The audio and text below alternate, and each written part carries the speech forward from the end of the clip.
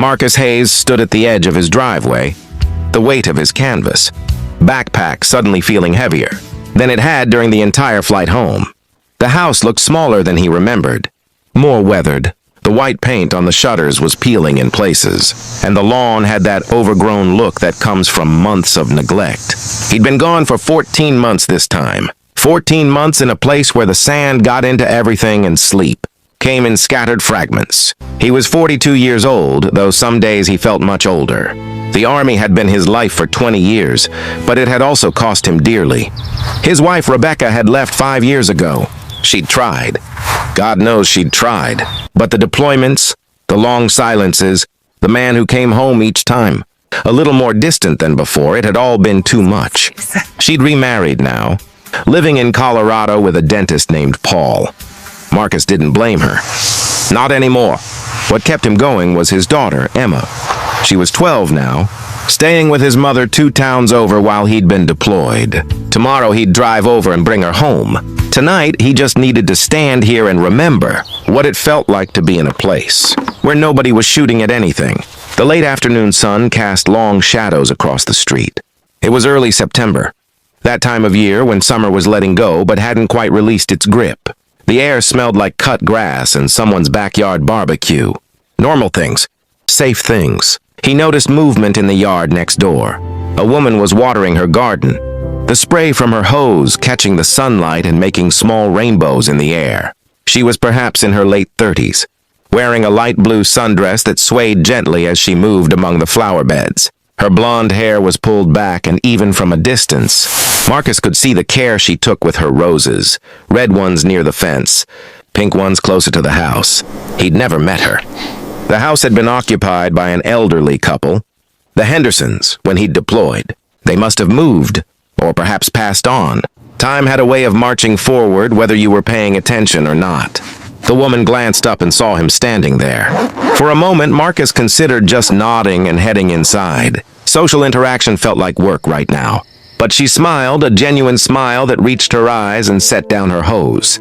She walked toward the white picket fence that separated their properties, her steps unhurried and natural. "You must be Marcus," she said as she approached. Her voice was warm, friendly, without being intrusive. "I'm Diane Crawford. I moved in about 6 months ago." Marcus walked over to the fence, adjusting the backpack on his shoulder. Up close, he could see the kindness in her face, the laugh lines at the corners of her eyes. She had the look of someone who'd lived a full life and made peace with most of it. "That's me," he said, managing a small smile. "Nice to meet you." "Welcome home," Diane said, and the way she said it made it sound like she meant it. Not the automatic phrase people tossed around, but something more considered.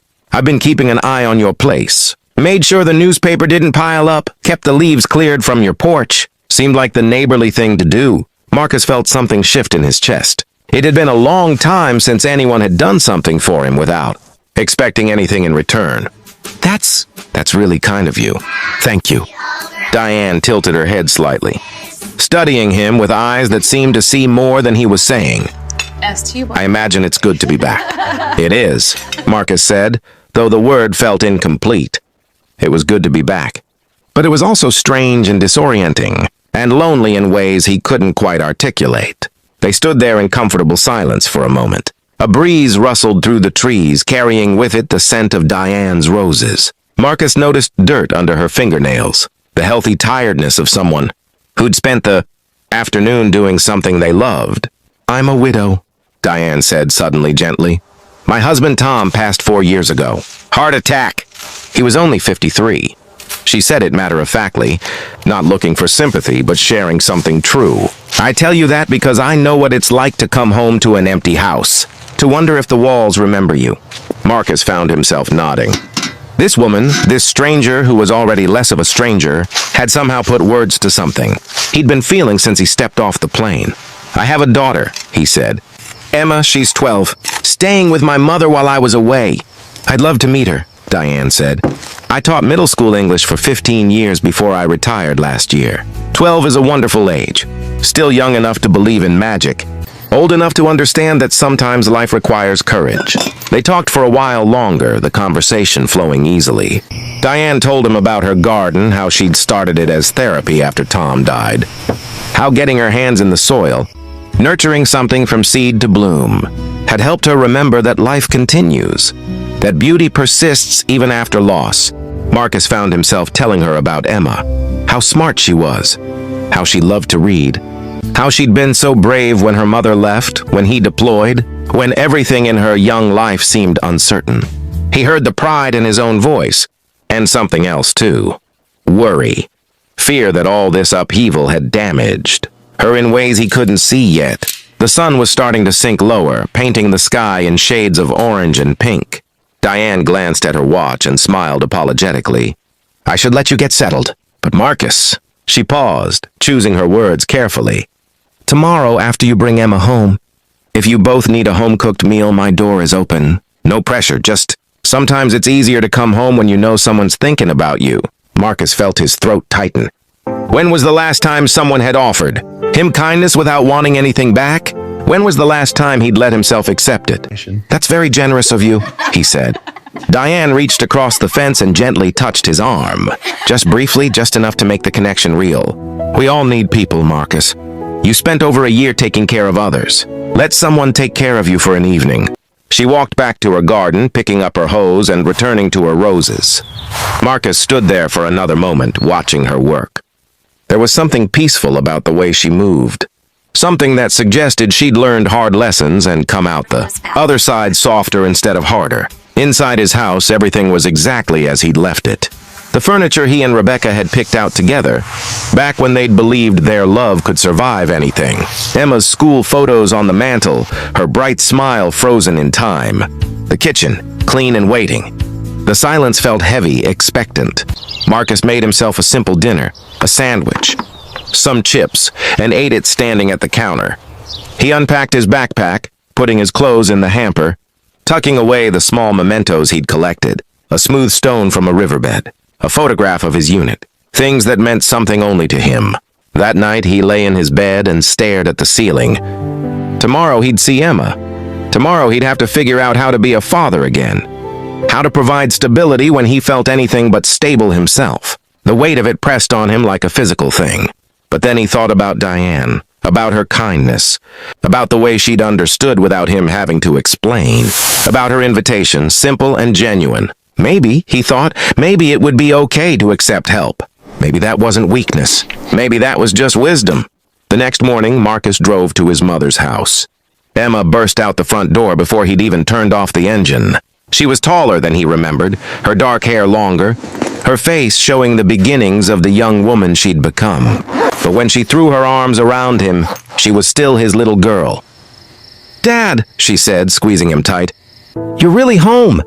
"I'm really home," he confirmed, holding her close, breathing in the smell of her shampoo, feeling the realness of her. They drove back together, Emma chattering about school, her friends, a book she was reading about a girl who solved mysteries. Marcus listened, really listened, letting her voice wash over him like a healing balm. When they pulled into the driveway, Diane was outside again, this time trimming her hedges. She waved, and Emma waved back automatically. "Who's that?" Emma asked. "Our new neighbor," Marcus said. "Her name is Diane. She's been very kind."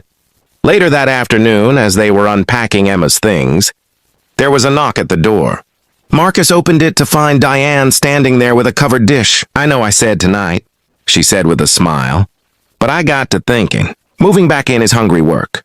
I made too much lasagna, I always do, and thought, maybe you two could use it for lunch." Emma appeared at Marcus's elbow, curious. "Hi," she said shyly. "You must be Emma," Diane said warmly. "Your father told me about you. He said you love to read." Emma's face lit up. "I do. I'm reading the Westing game right now." "Oh, that's a wonderful one," Diane said. "The puzzles and mysteries. Have you figured out who the murderer is yet?" They were off discussing the book, and Marcus just stood there watching his daughter come alive in conversation with this kind woman. After a few minutes, Diane handed him the lasagna. "I'll let you two get settled," she said. "But my offer stands. Anytime you want company or a listening ear, or just to sit on a porch and watch the world go by, you know where to find me. Over the following weeks, a pattern emerged. Diane would be in her garden, and Marcus and Emma would be outside, gradually putting their life back together.